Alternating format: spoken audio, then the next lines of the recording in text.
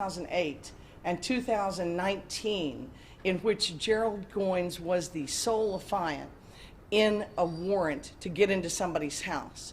In those cases, other officers may in fact have made the arrest, but because the warrant was sworn to by Gerald Goines and because the magistrates in those cases, just like the magistrate in Harding Street, relied upon Gerald Goines' sworn word, we believe that those convicted under those warrants are entitled to a presumption that he falsely testified, that he lied. And so we've begun the process of clearing those individuals. It starts with a request to appoint them an attorney. I can't clear them by myself. I can't even dismiss the cases because the court has lost jurisdiction. The only place that these individuals can get relief is in the state's highest criminal court. So we've begun that process, and we anticipate agreeing to relief in all 91 cases. That, combined with the other 73 one-witness cases, makes this a very unique situation where we are literally trying to clear now hundreds of people. We utilize the defense bar because they have to represent the defendant, but it is really our motion to begin the process. We think this is right. We think this is what, I know this is what our duty is. It's to seek justice, not just convictions, to right wrongs, and that's what we're doing. You know, our civil rights prosecutors with the police shootings that have been occurring have been busier than ever. And yet they have doggedly pursued these cases. And with the help of other lawyers in our post-conviction sections, we're getting to the bottom and the depth and breadth of Gerald Goines' corruption. The rest of the investigation continues, even through COVID, and we look forward to bringing the public additional facts about Harding Street, about the squad involved, and continuing the process of clearing people who've been wrongfully convicted. I'm sure it's been frustrating having to go back and do all of these cases over again. Talk a little bit about that, I guess. Well, I've made a very clear record in this city that we need more prosecutors. The sheer volume of cases is just overwhelming. Any law firm, any managing partner, anybody running a governmental organization like this one understands lawyers can only work so many cases at a certain rate. So the public, I think, is concerned about delay in these cases. And I think that when we have to review old cases on top of handling the current investigation of Harding Street, and each day new cases roll in, just putting a huge strain on our lawyers. They're up to the task, but with more lawyers, I think we can do more good. And so that's what my pitch has been all along. Do you still need more information from Houston police on these cases, or even the Harding Street, I guess, case? Chief Acevedo and his entire team have been very cooperative. They have helped all the way along. They are, of course, not involved in this part of the investigation. This is our part, but they have been cooperative, and I want to extend my thanks. I think you can look around at other cities where police chiefs and district attorneys clash on police shootings, and I think in this town it's fortunate that we have law enforcement leadership that's sensitive to the impact of the government's actions when a citizen dies in an encounter with a police officer. Likewise, I'm sensitive to the understanding that the community wants answers. We're evidence-based. We have to first get all the evidence. That takes the police a while. Just like we don't have enough prosecutors, they say they don't have enough police officers. I understand. Nevertheless, I ask for the public's patience. It takes a long time to get to the truth sometimes, but we promise a thorough job. These 91 cases plus the other 73 illustrate that commitment in action, that regardless of what the demands on our staff are, we're going to continue to pursue justice for anybody who was wrongfully convicted by Gerald Goines, Stephen Bryant, or anybody else who's involved in this investigation.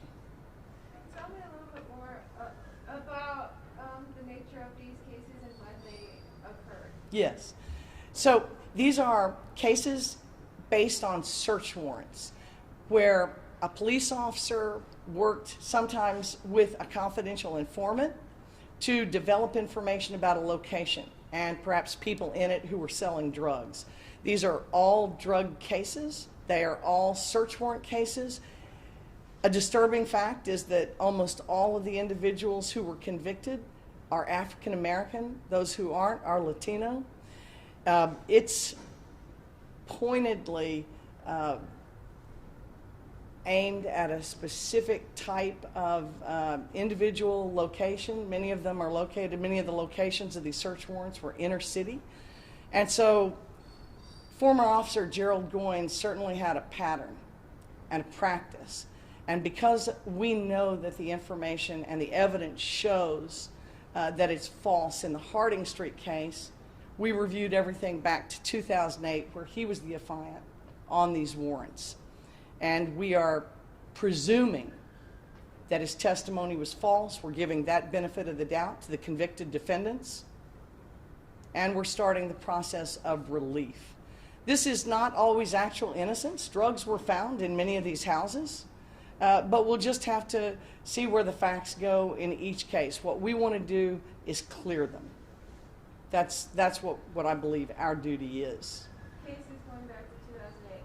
These ones are. Where he was the affiant on a search warrant. Okay. And but why these 91 first? I can't hear you. Why are you guys tackling these 91 cases out of everything you're reviewing?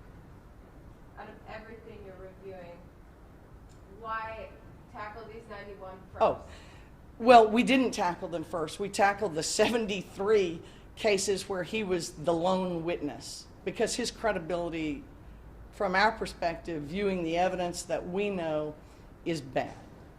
And so we've given them the benefit of the doubt. We've asked for lawyers to be appointed, and that's been happening. And in fact, we're sending cases to the Court of Criminal Appeals now. But the search warrant cases were simply the second tier of review. That's an additional 91 cases. So I'm excited that we're progressing logically. We're progressing I think at a reasonable pace, given that we're moving forward at the same time that we're looking backwards. And I think most importantly, the community needs to understand that we can't tolerate police corruption, not at any level. We can't tolerate corruption in government. And our duty is to investigate those cases independently and to present them to the community through a grand jury and later a jury. And in these cases, innocence, we can't control it. I can't just declare them innocent or not guilty or dismiss their cases. There's a legal process, and that's what we're going through, and it just takes time. But our system of justice does work. What, I have 3 questions, sorry. What are the costs going to be for dropping all of these cases, the time that the prosecutors, to work on them?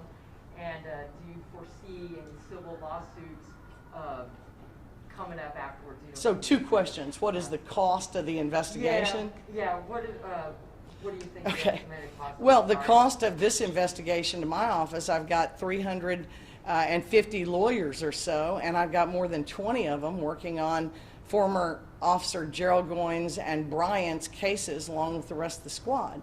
So that's a significant contribution of manpower. And, when we add up their salaries and the time spent, it's the most significant case our office is working on. And we're the 3rd biggest county in the country. So I would suggest the cost is tremendous in dollars. It's even greater when it comes to public perception and participation and trust in our justice system. If people don't believe in the system, they won't participate in it. They won't show up for jury service. They won't report crimes to the police, and we'll regress as a society. So it's important that they trust police and that they trust the district attorney's office to, in effect, investigate or police them. When it comes to civil lawsuits, we already know that in Harding Street there are multiple lawsuits, and that those lawsuits are for money damages and that they are suing the Houston Police Department and the City of Houston.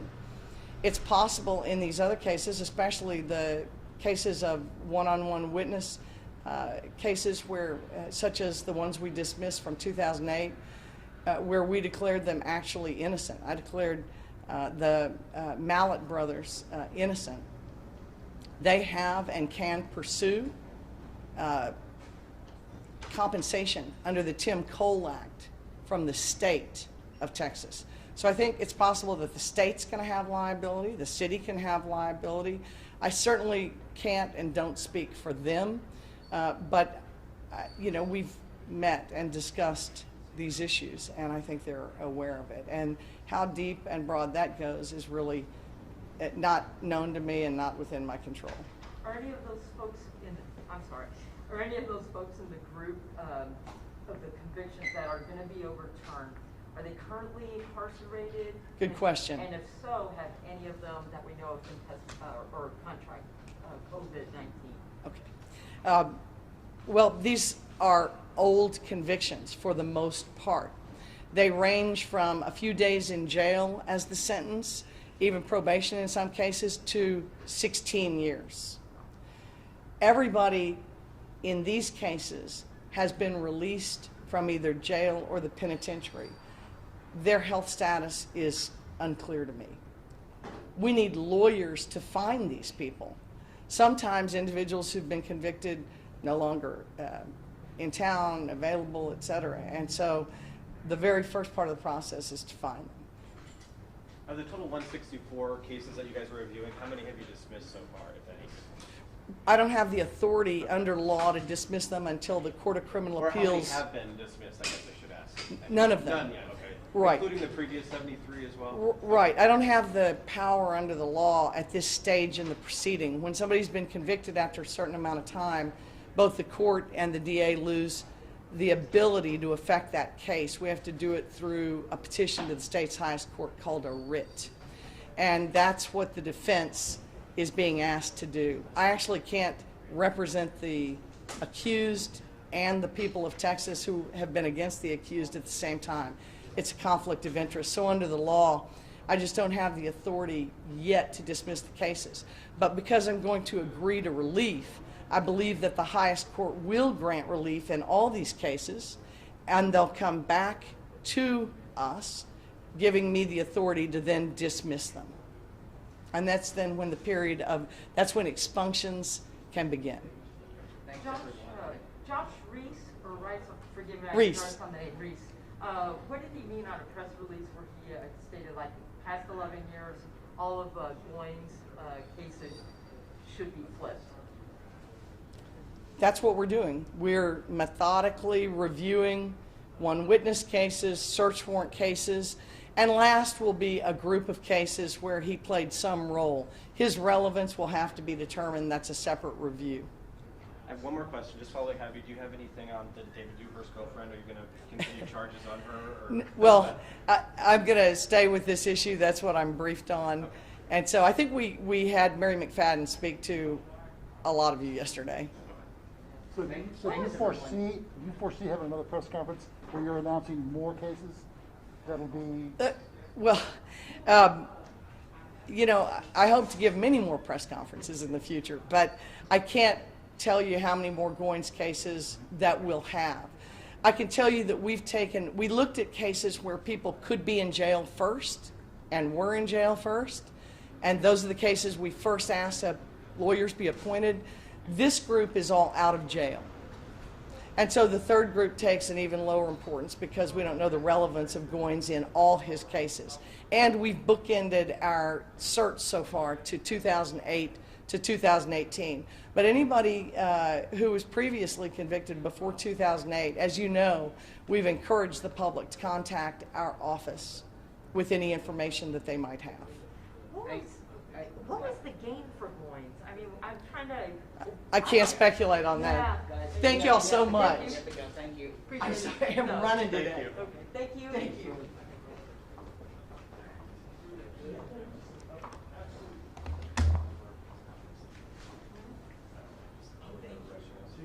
Yeah. We're up at 20 minutes and there's the next group coming in. Another meeting? Yeah, that's 3 and 3. For social distancing, we're doing 3 and 3. Oh, I didn't know that. Okay, thank you. Yeah. Okay, cool. All right.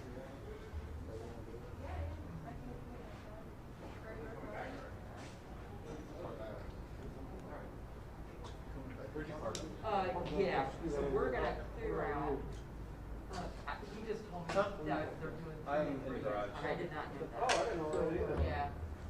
But we're live at